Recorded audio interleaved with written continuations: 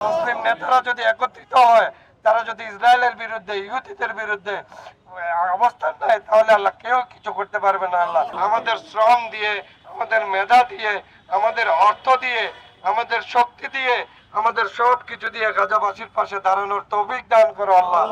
ইয়া আল্লাহ, আমাদের প্রত্যেকের ইনকাম থেকে ক্ষুদ্র একটা অংশ গাজাবাসীদের জন্য দান করার তৌফিক দান করো আল্লাহ।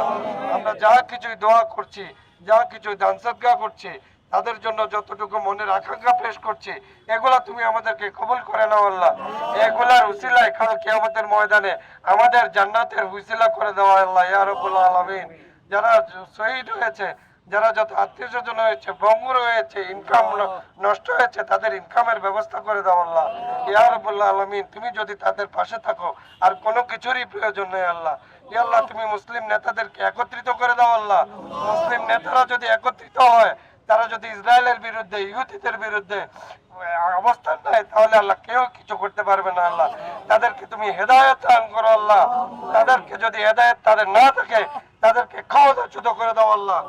যারা আসলে হেদায়েত প্রাপ্ত, তাদেরকে তুমি ক্ষমতা দান করো। যেই জন লোক গাজার পক্ষে কথা বলবে, তাদেরকে ইসলামের নেতৃত্ব দান করো আল্লাহ ইয়া রাব্বুল আলামিন। তুমি আমাদের এই যাত্রা, এই একত্রিত হওয়া, এই মানব মিছিল বৃথা যেতে দিও না আল্লাহ। তুমি মানব মিছিলকে কবুল করে নাও আল্লাহ। এই মানব মিছিলের উসিলায় আল্লাহ তুমি গাজাকে হেফাজত করো, গাজাকে একটা স্বাধীন রাষ্ট্র হিসেবে কবুল করে নাও আল্লাহ ইয়া রাব্বুল আলামিন। সাল্লাল্লাহু তাআলা আলা খায়রিল খালকি নূর রাসূল সাইয়্যিদানা মুহাম্মদ। ইয়া আল্লাহ, রাসূল পাক সাল্লাল্লাহু আলাইহি ওয়াসাল্লামের উসিলায় আমাদের সমস্ত দোয়াকে কবুল করে নাও আল্লাহ। আল্লাহ, মৃত্যুর আগে আমাদের মুখে জারি করে দিও মধুর কালেমা আশহাদু আল্লা ইলাহা ইল্লাল্লাহু মুহাম্মাদুর রাসূলুল্লাহ। দেশে দেশে সবার সাথে দ্য নিউজ।